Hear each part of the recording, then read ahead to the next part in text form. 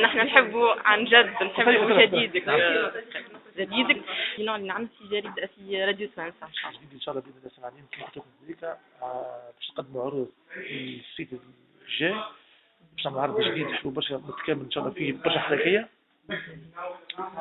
باش نتعاملوا مع برشا فنانين اتراك.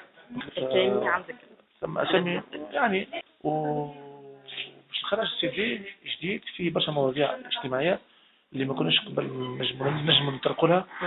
مواضيع حلوه فيها رساله لشبابنا وفيها رساله للنساء، فيها رساله للاولاد ولادنا ولاخواتنا، يعني صحيح حلوه جديد ان شاء الله تعجب الناس كلها. كلمه لراديو توانسة موافقين.